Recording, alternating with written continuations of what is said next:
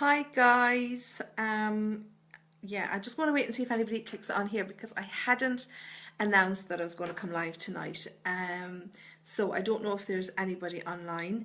So I'm just going to wait a few minutes before I start talking and see who joins me because I know it's short notice and that I'm supposed to post up for people when I'm going to be live. But it doesn't matter if you see the videos live or not anyway, for the simple fact that they'll be on my Facebook page. Okay, so I see there's 4 people joining in. I'm just saying that I'm going to give a few minutes to see if we get more people joining in, and I apologise that I didn't post in advance that I was going to be online. Really at the moment it's as and when I get time, okay, and I don't mean that to sound really conceited, but it's just been manic and I've had a lot going on with the family and everything this week, and you know, in Ireland here our kids are on school holidays, so I've had that to contend with as well, and you know, I'm trying to fit in as much as I can. And I just wanted to come on for a few minutes tonight. So I see we've got a lot of people tuning in now. Hi everybody, thanks Leanne, Caroline, Rose, thanks everybody for tuning in, okay, and Christine. So just a couple of things I wanted to say first. I have, and I'm not joking, I still haven't got through the 700 emails that I got when I took a few days off. I still have about 120 to get through. So if you're waiting on me to come back to you, I apologise.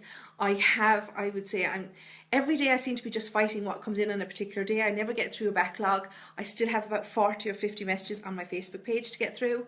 And on top of that, I would easily say I have missed 30 phone calls today. So they're probably the same people trying to get through to me on everything. I am working my way through the phone calls, okay? That's what I've been in my office doing, but I just felt like chatting for a few minutes. So the one thing that I want to say to people just before I talk about suicide, because it is my intention to talk a little bit about that this evening, is that you can book, you can check prices of readings, the kind of readings that I do, and you can actually book and, if you wish, pay through my website, okay? So all that can be done there. So a lot of the messages that I'm answering are the same things. How much are they? Do you do them by telephone? All that kind of stuff. So while I'm happy to answer them, I don't want people getting irate that they're waiting for me to come back and answer a particular question. Okay, so why did I feel the need to come on to speak a little bit about suicide today, okay? I need a PA, yeah, Diane, I do. I need to charge more so I can pay a PA is what I need to do, but I'm not gonna. I like being kind of my own boss at the same time. It just has been, you know, since the article was in the magazine a couple of weeks ago, I tell you, it's been, you know, it's been great and I'm not going to complain, okay? And I do love meeting people. And the one thing that I will say that is people ringing and ringing and ringing because they want me to fit them in at the last minute, and I'm really happy to do that. You know, if something urgent has come up or, you know, there's something after happening, more than happy to see someone at the last minute if I have an appointment available. And, you know, if I don't, then I'm sorry. And I have had to turn people down this week because for family reasons, commitments this week, I just haven't been able to see people. And sometimes I'm fitting people in and I'm reading till, like, you know, I'm starting at like 7 or 8 o'clock in the morning and I'm working right through to like 11, 12, 1, 2, 3 o'clock in the morning. And it's just, you know, I'm all over the place. So I'm in a constant comatose state of tiredness. Anyway, enough about me. This isn't supposed to be about me because it's pity about me, is what I say. I wanted to talk about suicide because for anybody who's tuning into this afterwards, it's now it's 8:15 now on Wednesday evening, the 3rd of August, and already this week since Monday I have, and it makes me very emotional to say this, I've connected with 8 people that have died by suicide. So in 3 days I have connected for 8 family members that have been bereaved, and they weren't related. 8 separate, completely separate people that have died by suicide, okay? And I think that's shocking, okay? I really do. You know, I'm not saying it's shocking that people decide to take their own lives. It's absolutely their decision. And, you know, if somebody makes their mind up that they want to go, well then so be it. But sometimes when I connect with somebody who didn't really mean to go, who was just looking for an end to pain, or, you know, something like that, or, you know, attention or whatever, that they couldn't open up and talk to people, that breaks my heart to think that anybody would be in this world that they haven't someone that they can turn to, okay? And one thing that I want to say for anybody out there who knows somebody who has been considering suicide, or even if you've been considering it or something that has crossed your mind at some stage yourself, when we leave this earth, when we die, and I know I did a little talk there a few evenings ago about what happens when we die. And I've put all, just by the way, I've put all the videos that I've done onto YouTube. So they're all there in one place. You don't have to go through them through the timeline of Facebook. I talk about what happens when we die. But if you look at it like this, okay, when we die, we stay ourselves. We take our personality, our sense of humour, our feelings to the spirit world with us. Sorry, I don't mean to cover my mouth for anybody that's lip reading. We take everything, our personality, our sense of humour, our character, everything to the spirit world. The only thing that we don't take to the spirit world with us is this physical body. Thank God. I'm going to get a super slim one when I go to the spirit world, and a really pretty face and smaller boobs, I think. I have a whole checklist that I want. But anyway, so the only thing that we don't take to the spirit world is this physical body. Okay, that's left here. It's burned, cremated, or it's buried, and we don't take it with us. Okay, but we take every other part of our character with us. So if you're worried or stressed about something in this life, and I'm here to tell you, you take it with you. Okay, and I'm sorry to say that whatever it is that needs working through, it still needs to be worked through when you get to the other side. Okay, so I really want to say, and I've seen somebody's there, Kim, it's not easy, this life we lead. Absolutely, I 110% agree with you. But Kim, if there's something that's not easy here, if you're dealing with emotional issues, then you still have to deal with that when you pass over, okay? The only thing you want to take with you, okay, is a mental health issue, okay? So if you're bipolar or something like that, you're not taking an illness with you. But if it's depression, you know, if it's a worry about a family member, if it's a regret that a relationship didn't work out, you know, losing your physical body doesn't. Oh, thank you, Margaret Donegan. Oh, that's the best message. I'm going to print that out. I'm beautiful, she said. Well, thank you very much, Margaret. Looking at myself today, I'm like the wreck of the Hesp. And you know, I have actually had, because I'm always saying, sorry, I keep digressing. I'm always saying that I look like the wreck of the Hesp, because that's always a saying that was in my family. So for those people that don't know what the Hesp is, that have been messaging me, the Hesp is a ship, and it sank, I believe, off the coast of Australia a couple of hundred years ago. And it's like the Titanic, it's still on the ship floor, covered in all the algae and whatever else. So I look like the wreck of the Hesp. When I say I look like the wreck of the Hesp, I mean I look terrible. Anyway, so I've been working all day, so I'm kind of tired, but I've been really touched emotionally, and I could not sleep last night because of the thought of all these young people that we've lost through suicide. And the ones that I've read this week, I'm not saying that people who are more mature don't die by suicide, but the majority that we're losing are young men and some young women, okay? So the majority that I have dealt with have been young men, and even through the job that I did before I worked here, I was doing the mediumship full time. I worked with young people, and I saw a lot of suicide in through there as well, and you know, issues that young people deal with. So it really is, and you know, I mean, what can I say? I can't tell anybody. I'm not, you know, and anything I say here tonight, it does not you know, replace the advice of a counsellor, you know, Pieta House, any of those organisations that do so much good work to prevent suicide. I mean, I would prefer that somebody wouldn't feel it on their own and that they would have to go. You know, that they should speak to somebody professional. But that said, there's other people in this world that you can speak to, even if it's just for a moment, okay, to get something off your chest. Because sometimes we just have to get through a 10-minute period where everything seems really, really dark. And when we get through that 10-minute period and we focus on something that we have that we can live for, you know, whether it's a child, a parent, a sibling, a loved one, you know, whatever we can focus on for like a 10-minute period to get us through that blackness, then you may come out the other side of it, okay?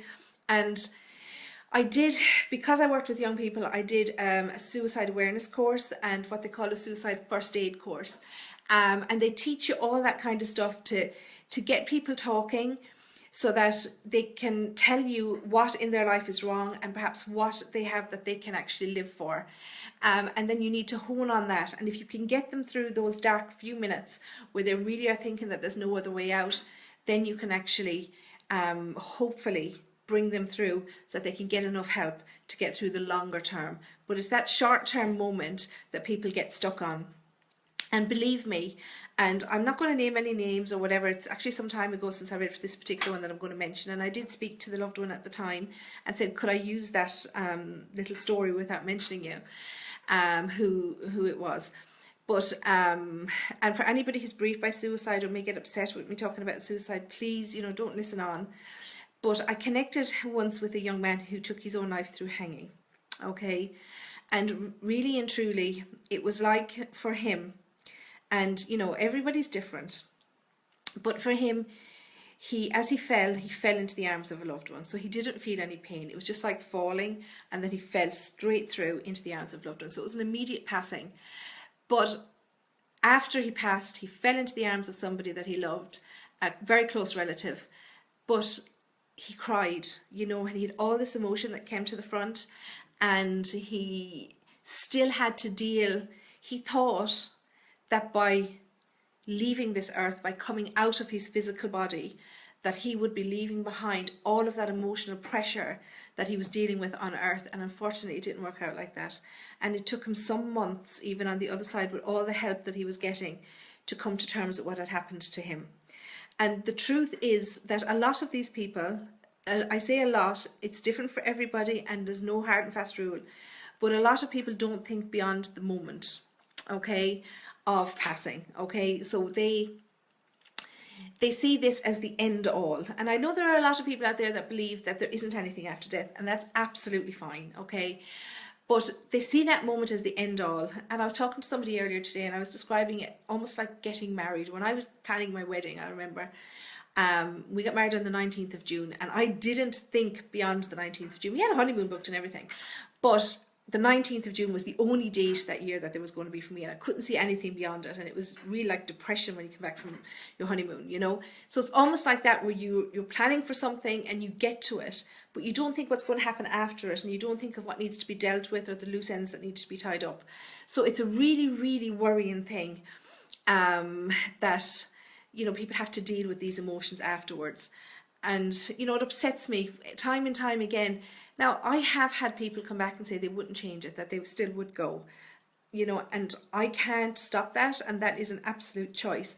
I've had people in my office here that I haven't wanted to let go because of the fact that I know they're telling me that they are going home and this is what they're planning. You know, because perhaps of the loss of a loved one or something else that's going on in their life. And, you know, I try my best, and, you know, I give them the support numbers, I talk to them for as long as they need it, but I'm not a counsellor and I can't help with that. But I think when someone's reaching out like that, they really want the help, okay? So I do my best, but it's not the area that I'm qualified in. But I can only tell anything from my experience, from what I've been told by spirit, who have died in a particular kind of way, okay? And for me, it's heartbreaking, and I even get emotional talking about it. Now, I personally haven't been bereaved through suicide, thank goodness, okay? I haven't lost a family member through suicide. I've known people perhaps that I've grown up with in my local community, but it wouldn't have directly affected me. That said, I think every young person that we lose in our communities or localities through suicide affects everybody, okay? It really does, and it's something that we really need to look in. And I know that there's people tuning in here from all over, and it's a problem worldwide. I can only speak from Ireland, from where I live, and, you know, I live in Tipperary, and we have quite a high rate of suicide. And, you know, it really does affect. I have a 16-year-old son, and I worry about him, and I worry that, you know, that because so many young people in our area have saw it as a solution, that perhaps one day he would see it as a solution. So it's a worry for everybody, you know, everybody in, you know, an area, location. If only your only worry is to support the family that has been bereaved by suicide, or the people who are trying to support somebody that has been considering suicide, it's a problem for us all. You know, as a human race, we should have this compassion for people. And, you know, it's not a culture, it's not a race thing, it's not a sex thing. It really is a problem for all of kind, and we need to open our eyes a little bit more and talk about it and bring it out into the open and make our young people particularly realize that it's not a way out. It's not a way out of their problems. It's part of dealing with life. Now, I also do numerology, okay, and I had hoped I'd get my website back up and running over the weekend, but I also do numerology, and I have a website there that I need to put back up. But I'm not a web developer, so I find it really, really hard to do it, so I kind of need to sit down for hours and figure it out, read through the manuals. I'm actually using my Adobe Illustrator and InDesign books to prop up my phone at the moment. But yes, I do numerology, and one thing that comes through is what we call karmic debt, okay? And I'm not saying that anybody will be punished. I don't, my belief is that we don't get punished for anything like that. It doesn't matter how you die, okay? A death is a death. And but we do carry things, called karmic debt in our life. So, anything that's not dealt with, or, that's been done wrong, we carry that over into the next life with us. And in some way, whether you're going to atone for that in the spirit world, or you're going to do that in the earth world, you will atone for it in some way, and it will be something that you will have to deal with. It's not running away, okay, because you're taking it with you.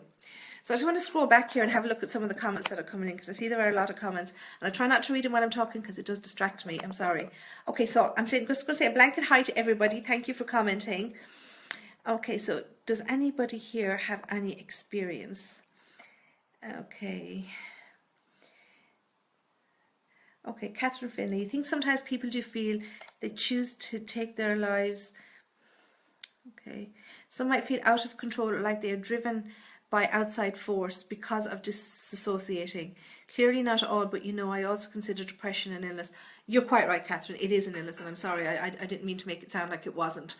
It is, in fact, and anybody that dies by suicide, it is because of some form of illness, and it is recognised more of an illness these days, no matter what way, what is causing you to take this drastic action. I think, okay, and we're recognizing that more nowadays, because when I was younger, and I still do it myself, we say so and so committed suicide, and it's very hard to get out of that mind frame, because it's not illegal anymore. Okay, in the olden days it would have been on a par with committing murder. So anything that you commit, obviously, is you commit robbery, you commit theft, you commit, I don't know, drunk driving, I don't know what you call that actual offence, but yeah, if you do something illegal, you tend to commit a crime, okay?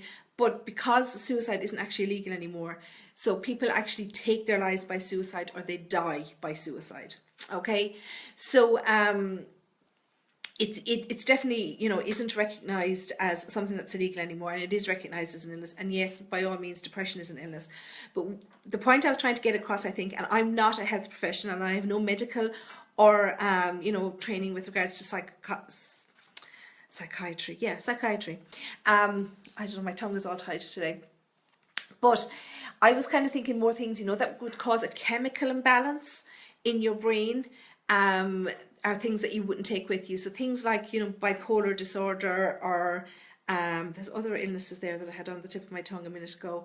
Sometimes there are some forms, I believe, of depression that can be targeted with antidepressants, because there's a chemical imbalance there. So anything that's brought on by this physical body, so be it mental or physical, are things we don't take with us. But if you're suffering a depression emotionally, or something else that's bringing you down, then yes, absolutely, it is an illness. But I get exactly what you're saying. So sometimes they feel out of control, or like they are driven out? Yeah, and I think I said this in another one as well. And again, I want to give a shout out to Liz Throp, a fantastic psychic that works and lives in St. Catharines, just outside Toronto. And we did a tour of Ontario together last winter. We were discussing this, and she had a great theory, and I completely buy into it, that we all have a certain amount of exit points in life, okay?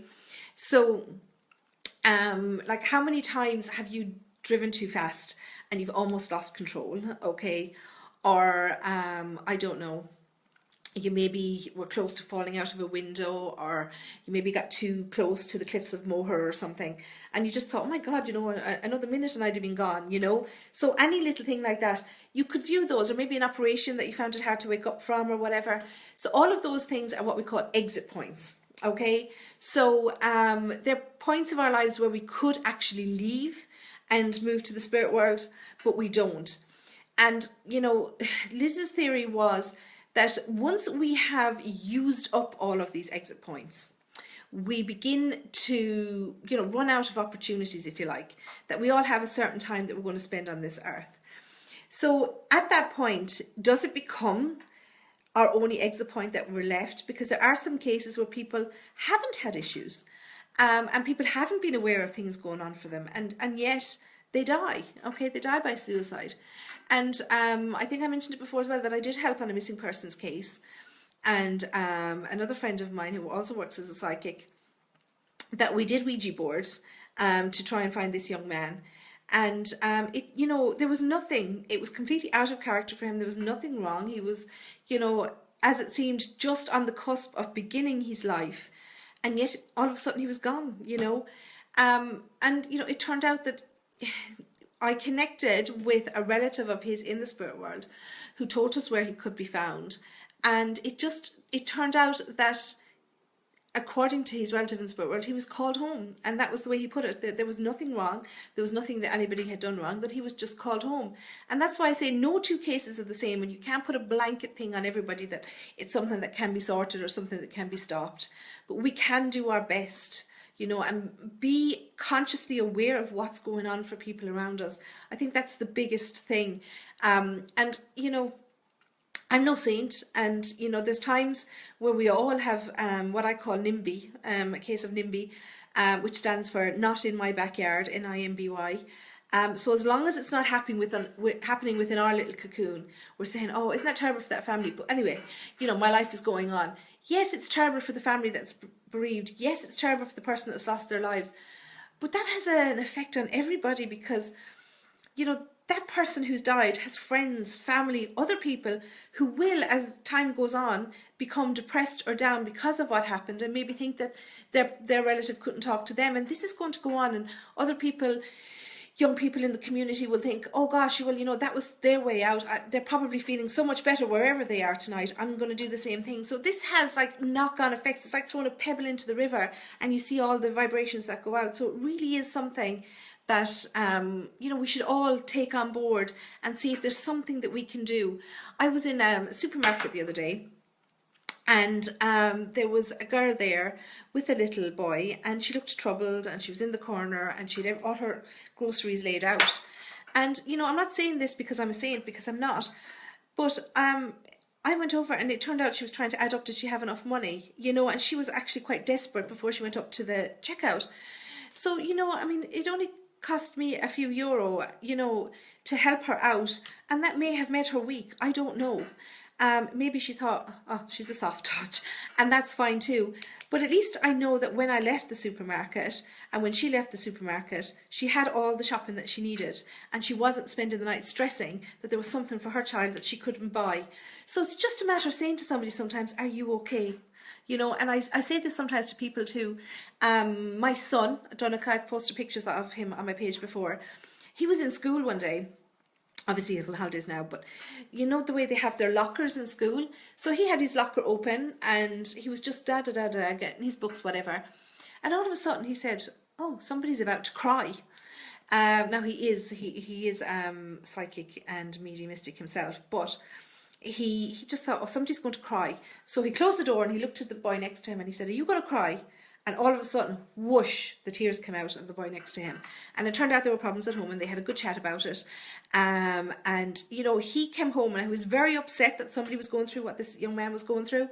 But he said, at least he got to talk to me about it. So he felt good that he had helped somebody. So I think if we all can just ask somebody once, even if it's once a week or once a month, are you okay? Just to see, are the people around us getting on? Because think of it, if I was, on the ground in Tesco's, counting my pennies, trying to see, did I have enough money to pay for my shopping? I would love if somebody would ask me, am I okay? you know, and I think these are the little things that we actually need to do and to be more aware of, and not just think, well, you know, I've got my own problems, I need to get on with it, you know, because everybody has problems and everybody needs help at some stage. Sorry, I'm going on a rant now, but I just feel so strongly about this. You mean you feel they haven't chosen? Okay, Catherine, I'm not sure where that comes in. You feel, sorry, I kind of went off point with you, but I think I may have answered your question. I hope so. Okay, Rebecca, is there such a thing as a soulmate? Can you live your afterlife and whatever with them and your kids? That's all that would concern me, not getting to spend the afterlife with them. Okay. Hi, Rebecca. Thanks for your question. Is there such a thing as a soulmate? I do believe that there is. And can you live your afterlife with them? Now, actually, I was talking to somebody about this the other day, Rebecca, and I'm not giving you a short answer. But it's something that I'm not sure that anybody can answer, because what I was talking to somebody about was, okay, so if my husband, God forbid, and between us not harm, if my husband died, okay, and say if somewhere down the road I got remarried, and then I die someday, do I spend my life with my first husband, my afterlife with my first husband, or when my second husband dies, do I spend my afterlife with him? Okay, now I'm not going to spend my whole life worrying about that, but it is something that I don't know the answer to, because in order to know if I'm going to spend my life with my first husband, we both have to be dead. So, you know, unless somebody comes back and connects with them that I know, are you spending your afterlife with your first husband or your second husband? My own belief is that we will connect with everybody, okay? And from what I've been told from people that I've connected with through Spirit, that they've met everybody that, you know, that they have had time for, that they've had love for in their life. You don't have to. I mean, people don't spend the whole afterlife sitting on clouds, playing harps, you know, chatting and looking down and going, look at her now, she's paying her rent again this week and she's broke, you know. So they don't do that. They have their own jobs to do and they have their own things to do. So like, you know, with us, you know, when people need us, we'll be, you know, it's the same as on earth. When somebody needs you, you'll be there. If you need them, they'll be there. If they want to come down and visit us here. But I think, yes, it'll definitely be your choice as how much or little time you want to spend with them. Read the book 7 Steps to Eternity. Okay, so I'm kind of cutting in that on the internet, sorry. So Rebecca, I was just saying to you, read the book by Stephen Toroff, and it'll give you a better idea as the way people will spend time together in the afterlife, okay? I've posted about it several times.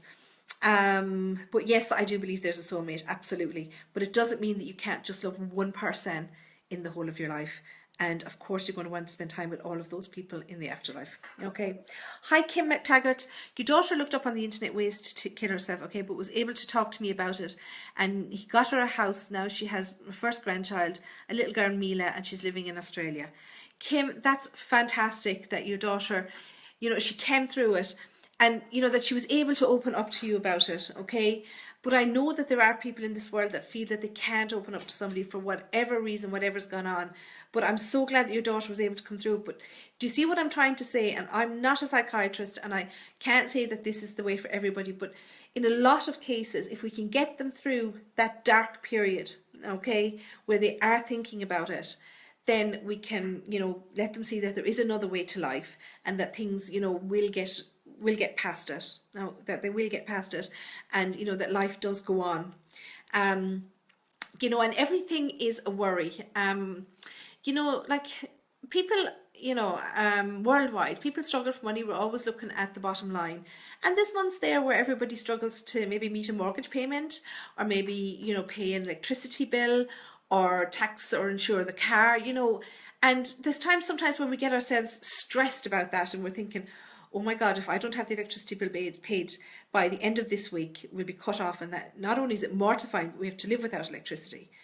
But, you know, once we get past that and that stress, and once we, you know, put in the extra hours or borrow money or whatever we do to get that electricity bill paid, then we're past it and the weight is lifted. So if you, something like that, you know, on a much larger scale, but it's just getting past that one thing that is causing them that depression, that lowness, lowness, that darkness at that moment in time. Okay, but congratulations on your first grandchild as well in Australia. Okay, and where are you, Kim? Are you far away? Are you in Ireland? Hi Tracy, hi Robbie. Nobody knows what's around the corner. Geraldine, absolutely, thanks for your comment. Nobody knows. And you know, there is a saying, I don't know, is it just for the Irish, but probably worldwide, there for the grace of God go I. So it could be any of us at any time, and I hope not. And I hope that, you know, Geraldine, that if you have children You know, that someday that maybe if you saw my son on the road looking depressed, crying, or looking like he's lost and needs help, that you would stop and ask him, is he okay? And equally, that if I saw one of your children on the street looking the same way, maybe, you know, on a railway bridge or over a river or something, and I would ask them, are they okay, or can I do anything for them? Because, you know, that's what being human and spiritual is about. We need sometimes just to put our hand out to somebody and just say, is everything okay?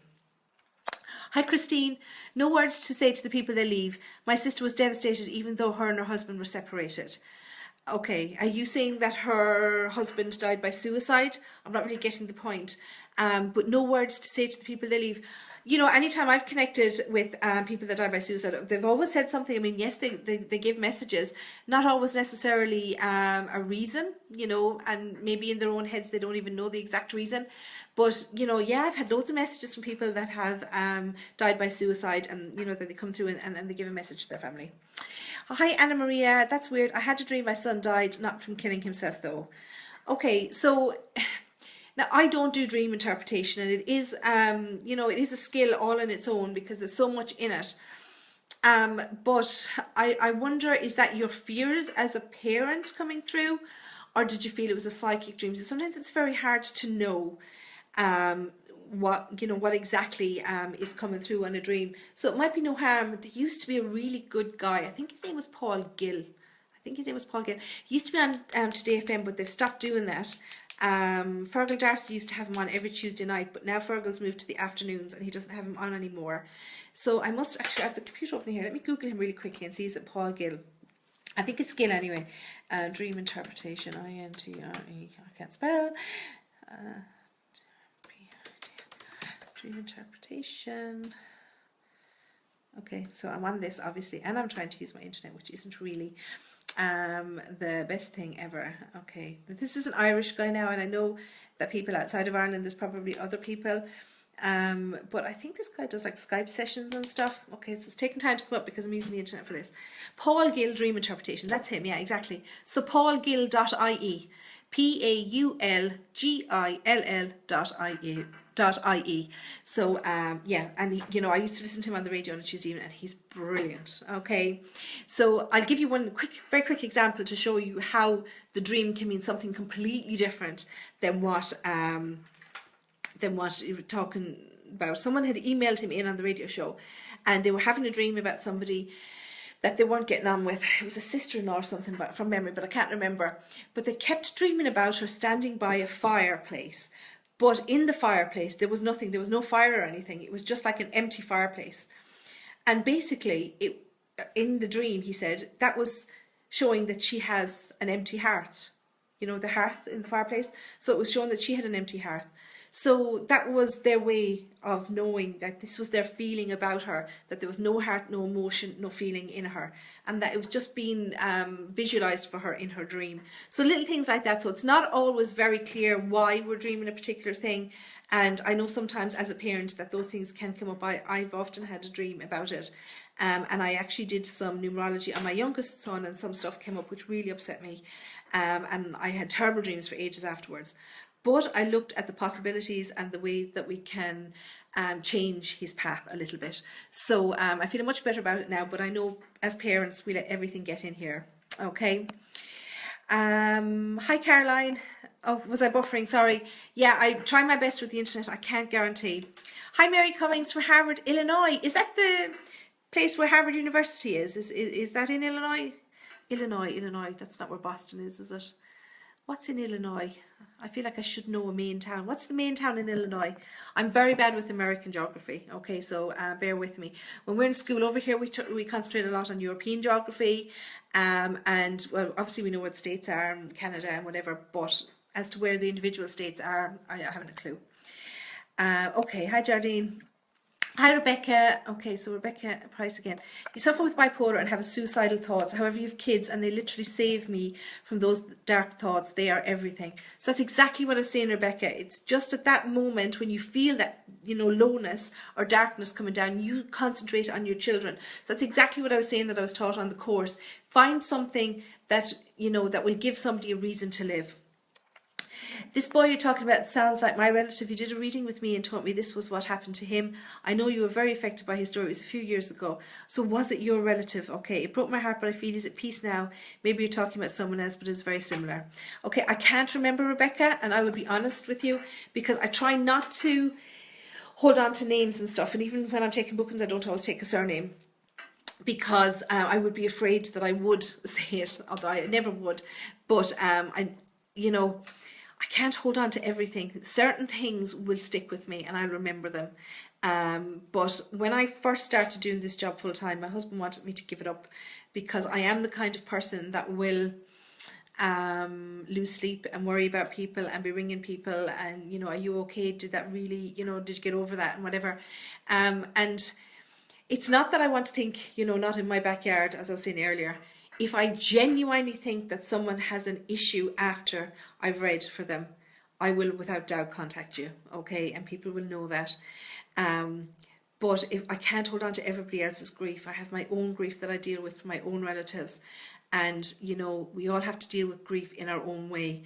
But I'm so glad that you can say that even though you've lost a loved one through suicide and that you have your own darkest thoughts through the bipolar, that you can still focus on the things that are positive in your life and the things that make your life worth living.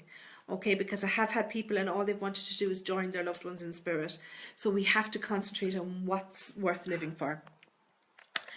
Could send some healing. Maura, absolutely send healing.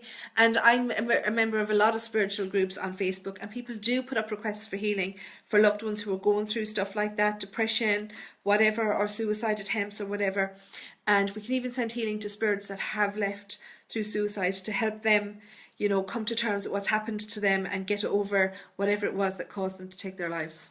Okay. Hi, Lolly Laura Crean. Thanks for making the video, Sandie Byrne. You're so welcome, and thanks for tuning in.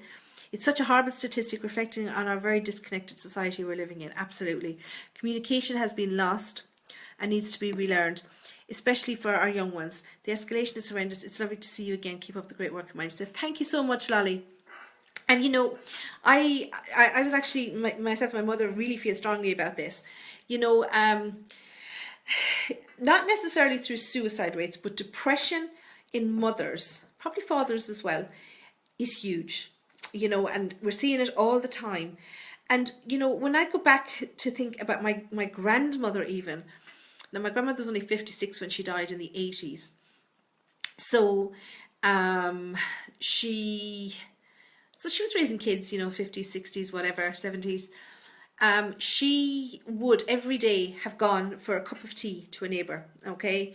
There was only about, I think, 8 or 9 cottages on the road where they lived. So, like, they would constantly be talking to each other. Now, she did housework as well. She didn't do nothing. But, you know, when the kids were all bigger and they were all off to school, she would have had an hour to herself on it, you know, in the morning. And she would have always sat down and, you know, chew the fat, as we say, with the neighbours. And they, you know, she would talk about what's going on for her. Her neighbour would talk about what's going on for her. So everything was always out in the open, and there wasn't this secrecy or this judgment that people used to have. Sometimes I think we were better off when nobody had nothing and we were all growing our own rhubarb and cabbage. You know, that there wasn't this snobbery where we think, oh, you know, I can't let that one know that I can't afford now to buy a new handbag, or that, you know, we're eating omelette for our tea because we can't afford caviar or whatever.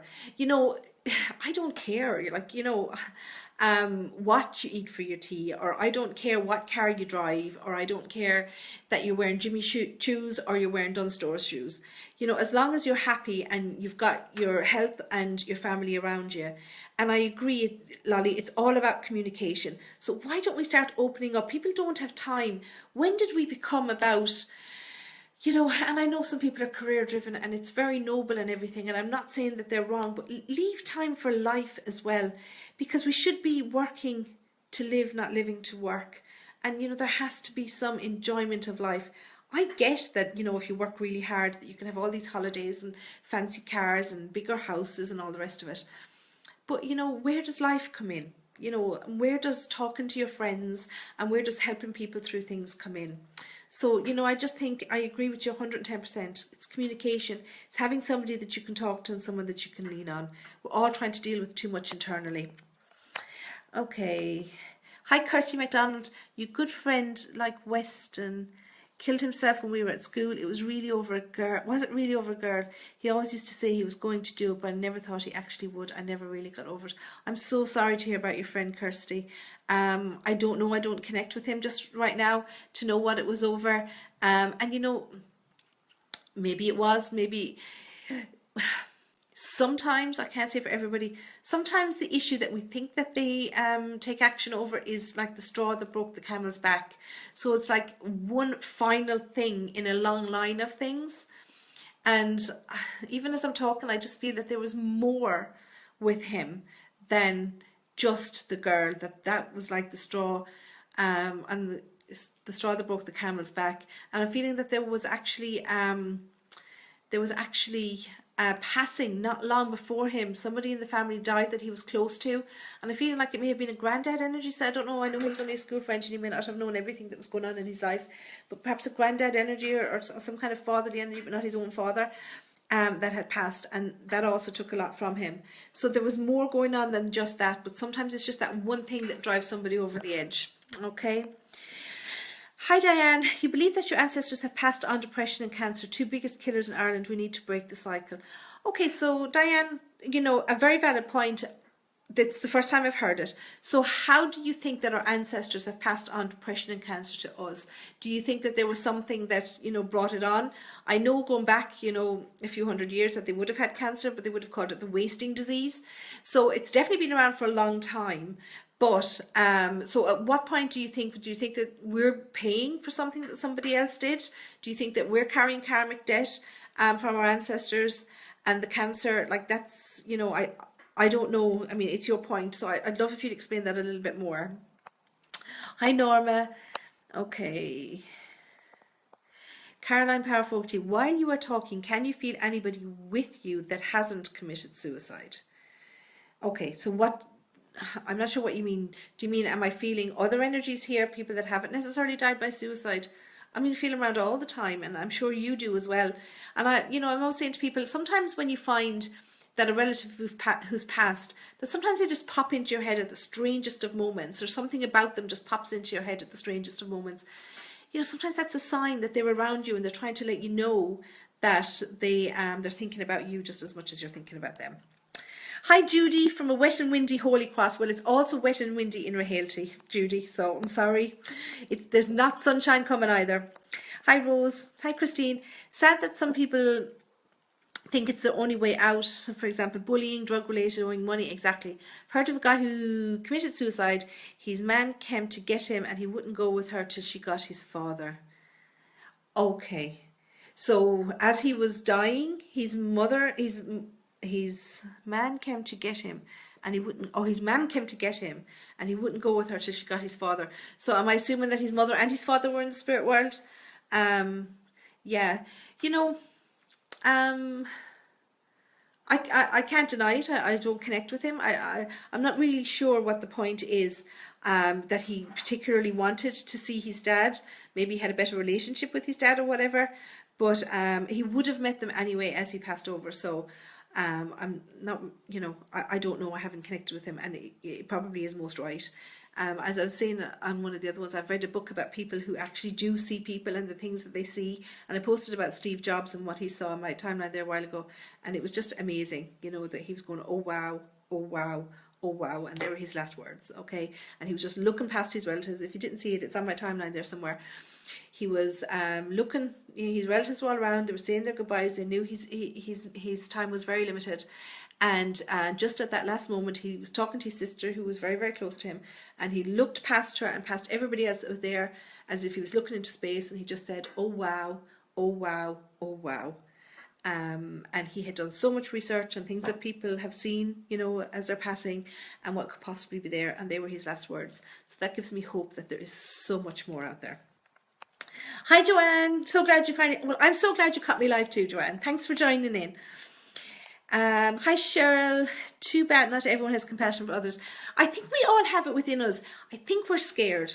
And Cheryl, that's why it took me so long to do readings for people, because in America there's this medium, Teresa Caputo, and she goes by the name of Long Island Medium, and I think a lot of people have heard of her now. I used to watch her years ago, on YouTube when we didn't get her over here in Europe. And she goes around and she'll just pull people on the streets and tell people, I connect with this person, I see this person. And when I was younger, I used to do that. Not like just walk down the street and see who I could connect with. But, you know, if I was talking to somebody, or if I was in a shop, or, you know, even when I was at work and I'd connect with somebody for someone. But we live in Ireland and people are very, very different. And people would shoot you down here for saying it, you know, that it's cheeky, or that you've done your research, or how dare you, or all this kind of stuff. So I stopped and I really closed myself down for a long time. So it's, yeah, you know, I think especially in Ireland, we're kind of mind your own business kind of people. So I get that it's hard to put yourself out there and say to somebody, are you okay? Do you need help? All that kind of stuff. But sometimes, you know, I wouldn't mind being shot down 3 or 4 times if I'm just going to help one person. So it's you know, it's a gamble really, isn't it? Hi, Wayne Hamilton. Okay. And that's also a ripple effect, the spread of compassion. One person not doing that because it may seem pointless is an opportunity for change that is missed, and so on. We are empowered to do this together, folks. Wayne, absolutely. I couldn't have said it better myself. Thank you so much. And, you know, your words remind me of a movie that I saw some years ago. Would it be called Pay It Forward? Is that the saying that people use, where the young boy tries to do something for somebody and he wants everybody to just kind of pay it forward, and he starts this ripple effect, but he actually gets killed by bullies in the end of the movie. So that kind of thing. Pay it forward, absolutely. So, you know, where we'd all like to be shown compassion at moments where we feel we haven't got somebody, let's also show compassion to other people. Thank you, Wayne. Brilliant comment, everybody. Read it. Karen Furlong, your uncle and 3 cousins went by suicide. Okay, and can we also talk about that as the ripple effect? Do you think that your cousins saw what happened with other family members and thought, well, you know, they couldn't take the stress, and they found a way out, and they're probably much happier where they are, so I'm going to do the same thing? Do we see that as ripple effect? Maybe there was no connection in it, but maybe there was. And maybe when, you know, other people start to, I don't know, jump ship, if you like, that we think maybe it's the right thing to do, or maybe it's the easy way out. And I'm here to tell you it's not the easy way out. For anybody who's ever considered it, it definitely isn't the easy way out. Okay. Hi, Joanne. You were told the same souls find each other in the next life, but maybe as different people to work on our things to make peace for moving on next time. Yeah, absolutely. Oh, hi, Kim. Oh, you're in Ontario. I should have known that, Kim. I met you in Ontario. Sorry. I've actually connected recently with other MacTaggarts from a different part of the States. Tennessee. So I was wondering, were you connected to those MacTaggarts? Sorry, it was the second name I was looking at, not your first. Joanne. Yes, and I've heard those theories as well before. Now, I do buy into the fact that we stay, not necessarily, if I say we stay in the same soul group, okay, doesn't mean that you don't encounter other people, but I do believe that, you know, we are tied to certain people, you know, within our reincarnations, if you like. Not necessarily in the spirit world, but perhaps as you come back into this world. So perhaps, you know, say for example, my mother, who's still here with us, perhaps in our next life, you know, I could be her mother, or I could be her aunt, or I could be maybe her dog. I don't know, okay? But that we will stay in the same soul groups, and we will come back still connected to the ones that we have been connected with in past lives. And if you've ever done past life regression, then I think you will see that, because I did it once in Toronto when I was over there. I did past life regression with somebody, and it was amazing. Okay, and just to find out about kind of what role I played in different people's lives in a past life. It was amazing, and I would recommend it to anybody. Hi, Caroline. Love that your sister and brother are watching too. It's great. Thank you, everybody, for tuning in, by the way. The numbers have been going up and down, but we have people coming and going all the time. Hi, Teresa. Yeah, miss your dad. Did Dad have a breathing issue? Was it Dad that had it, the heaviness on the chest? Is there something there with that? Okay, hi, Christine. Okay, Aoife, sometimes those are the people we least expect. Yeah, big time. People say that all the time, you know, that the ones who actually die by suicide are the ones who haven't ever mentioned it before, and the ones that I mention all the time are least likely to go. I don't know the statistics on that. I've heard it said, But I really would, you know, need to contact someone like Pieta House to find out, is that actually the case?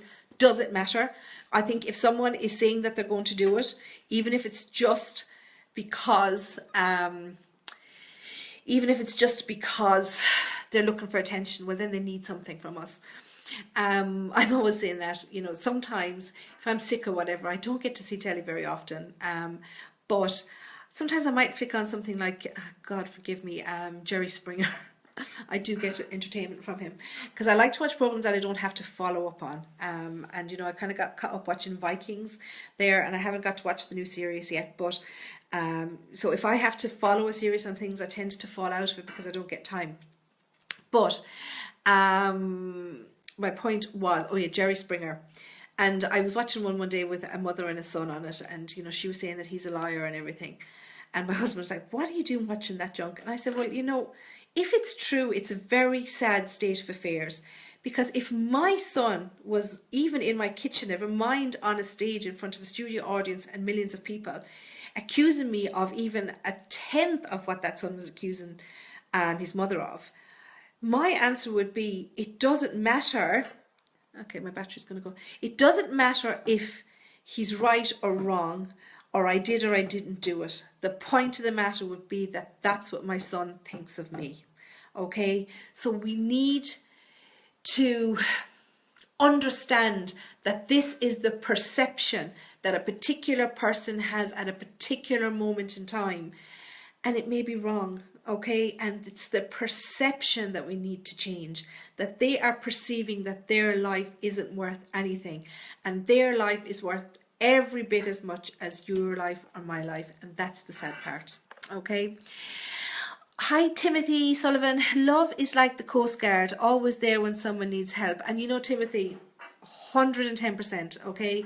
The Coast Guard, they couldn't do a better job. And I know, I can only speak from an Irish point of view. I don't know where you are. Is that an American flag in your profile picture? But in Ireland anyway, an awful lot, we don't have as much facilities as there would be in other places. There are fantastic facilities. And for anybody who uses Periscope, there is actually a Coast Guard thing, lifeboat place down in, I think down near, it's in West Cork. Is it Union Hall? That's the name of the place, down in West Cork. And they're often live on Periscope when they're doing maintenance on boats and stuff like that. And it's just really interesting to watch how they prepare for things and stuff. But without doubt, any of our rescue people, civil defence, FCA, all those people, when there's an emergency like that, that they do help.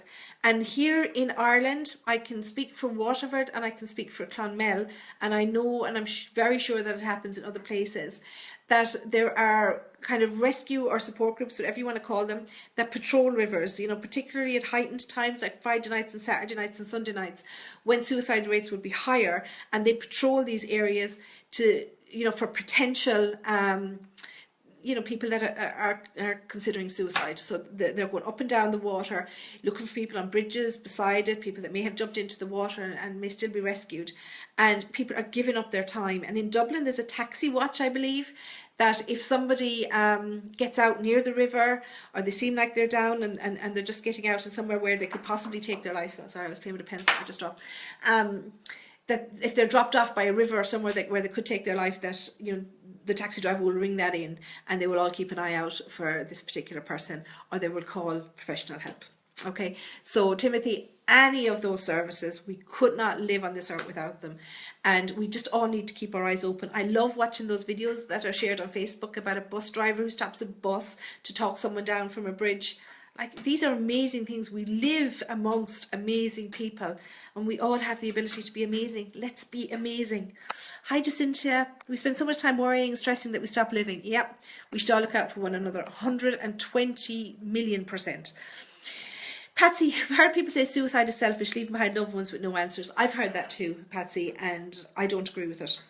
Because when I'm down about something, I'm not thinking about anybody else, and I'm far from suicide. Okay, so sometimes we get caught up in our own emotions, that we're not thinking of the effect that it has on others. You know, there's little things that we do in our lives every day of the week. You know, we've all gone out and left our children with babysitters at different times. Maybe our children didn't want us to go, and maybe they were upset with us for weeks afterwards, but we still go. You know, I mean, everything we do in our lives has an effect on somebody. It's just rationalizing that and, you know, trying to see, is it something that, you know, is going to have a long-term effect on somebody or not, okay? Like, if we were to think like that, nobody would do anything. We'd never finish a relationship. We'd stay in unhappy relationships for fear the other person might take their lives. You know, we'd never argue with anybody for fear the other person would take their lives. You know, we could say we're all selfish by making choices in our lives. I actually don't think that suicide is selfish. That girl that I read earlier, she said it's an illness. It absolutely is. And we're not thinking in that moment, they're not thinking of anybody else but the pain and the depression and the darkness that's in their mind. So they're not thinking about you, okay? They're not. But that doesn't mean they're selfish. It means that they're down. It means that they're depressed. It means that they're ill, okay? It's not about you. It's about them. And sometimes we need to accept that this is their story. It's not our story, you know? So, you know, when your loved one dies, if they've died by suicide, that's their story. It's the end of their story. It's the end of their life path. It doesn't have anything to do with your life path. Yes, you're going to mourn them. Yes, you miss them forever. But this is their story. And sometimes we have to accept that this is their story. Hi, Joanne again. My kids do this. They buy people behind them in line coffee, bridge tours, etc. Pay it forward. Absolutely. And you get that karma back so much. Hi Kim, my husband passed of a heart attack 9 years ago. Oh, sorry. And it affected your kids greatly. Christine took the brunt of it, but still doing a lot better now. You will still talk to both my sisters via Skype. Unfortunately, I wasn't able to be there. My older sister also lost her husband just over a year ago. Her name is Lynn and Debbie. Oh, yes, I did read for them by Skype, didn't I? Okay, so your husband passed and affected you, great. Yeah, you know, every death is going to affect somebody in some way. And you know, time and time again, it even came through in a reading today for somebody that someone was saying, you know, you have so much time left here, live it. Don't spend your life regretting that I'm gone. Spend it enjoying the fact that I was there, that we had memories together and that you have time left. You know, so grief is a terrible thing. Okay, it really is a terrible thing. You know, and I wish I could take that from everybody that I get here. Hi Joanne, you had to make the decision to pull your mother's life support and it still haunts me. I always wondered if she was okay with my decision. Well Joanne, if you had to make that decision, there's medical reasons why that decision. If there was any chance that your mother would have woken up, there was no doctor or nurse in the world that would have let you pull the plug on that, okay? So, I mean, you did that under advice. Sometimes we have to accept that it's just somebody's time, you know, and even though you had to make that final decision, she would have been gone and there would have been no chance of having her back anyway. Okay.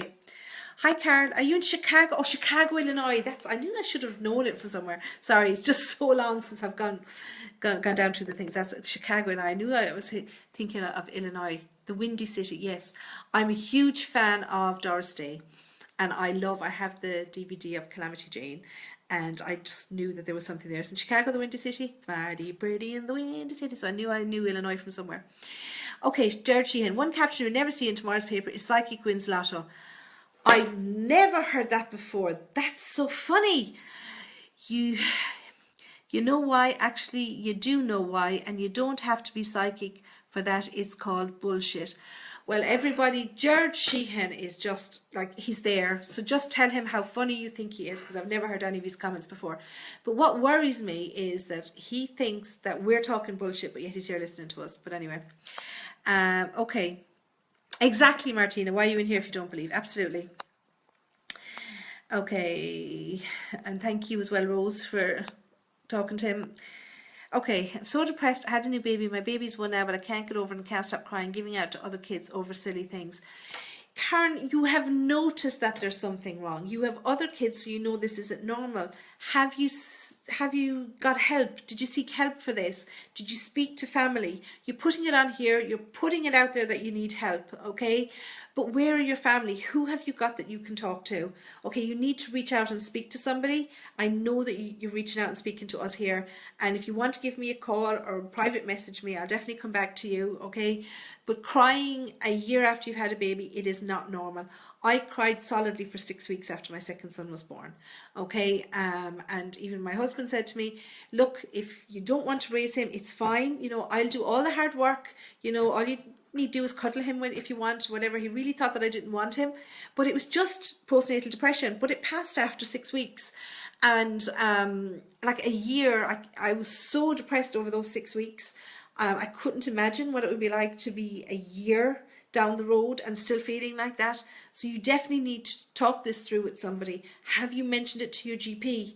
Come on, Karen, don't deal with this on your own, because it's not just you dealing with it, it's your children as well. Okay? Hi Rebecca, you have to focus on the good. It isn't simple. You don't get it right. You look at you have your boys. Absolutely. You released a Chinese lantern for him soon after our reading. It was a lovely thought. You did a message. Yeah, okay. And I used to do that a lot with the lanterns, except for the fact that now they're saying that they're not environmentally friendly and that they're dangerous to animals. So I haven't done that in a long time, but I do other little things when people send me things. And what I'm actually thinking of doing, and maybe we'll do that as a separate topic, but I'm actually thinking of having a ceremony with worries that people have, worries, concerns, prayers, you know, with regards to health and stuff, and having a little service where we can release them to the universe to lessen the effect that they're having on our lives. So that's something that I'm looking into doing. I need to figure out how I can make a fire pit, and if anybody is willing to come and help me make a fire pit so that I can do a service here, because I want to make a fire pit that's safe, obviously. So I can do a service, and if people want to come to it, if people want to message me what they want included in their service, and I want to release all these intentions into the universe, and hopefully that it will lessen the effect that it's having on our lives, and hopefully it will make a difference. So that's something that I've been thinking about doing over these past couple of weeks. But I need to find out about making a fire pit, and is it allowed, and all that kind of stuff. So if anybody knows anything about fire pits, will you please let me know, because I really need one, because it's something that I believe in, about releasing things to the universe. And this, you know, yes, you can burn your intentions in a fire, but I think if you have some kind of a service and you call on the spirits to take the intentions as you offer them, I think it can be a very powerful thing to do, and I've done it several times. So if people think that's a good idea, will you please let me know. Hi Margaret, hi Noelle. Okay everybody, have we been through? Joanne, you thought about taking your life once when you were going through hell with an abusive ex. I thought about your young children and said, no way, exactly. Because if I'm gone, that abusive Jerry would raise them, so you took back your kids and left and then never looked back.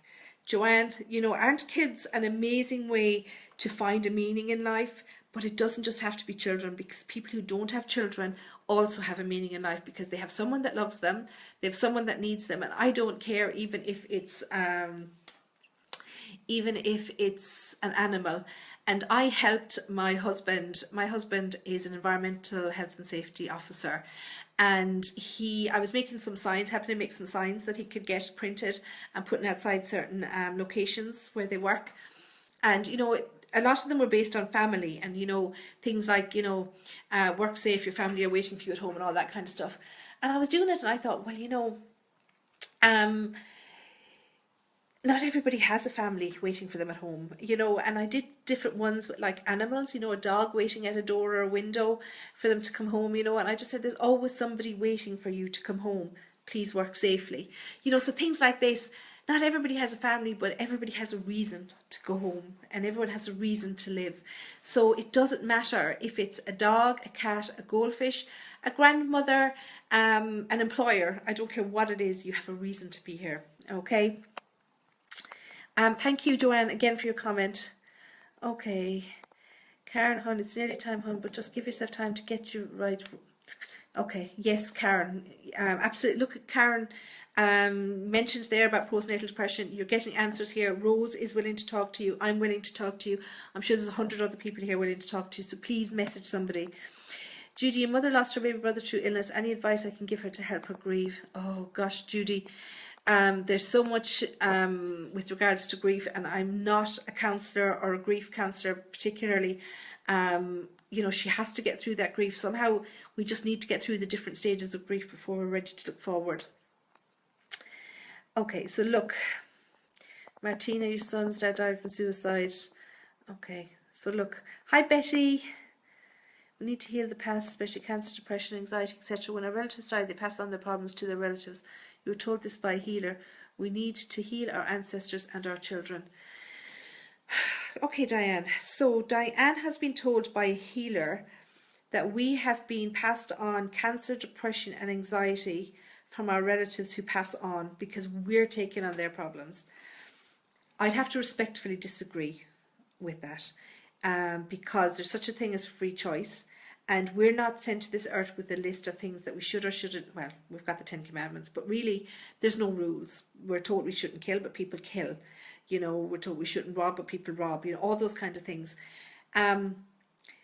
You know, but who's going to send this back? Who's going to say, you know, Diane, you committed adultery, so your children shall be doomed for eternity to die of cancer?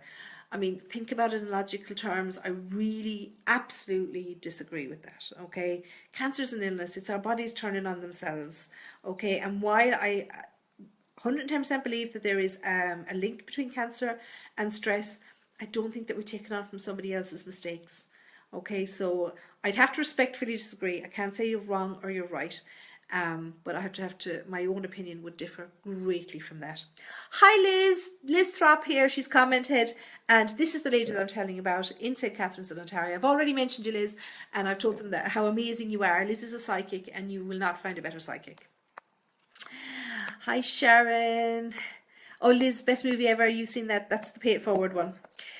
Pashi Ahern, suicide always comes in twos or threes in the same town. Any idea why this is? Has a knock-on effect? I think that's the knock-on effect we were talking about.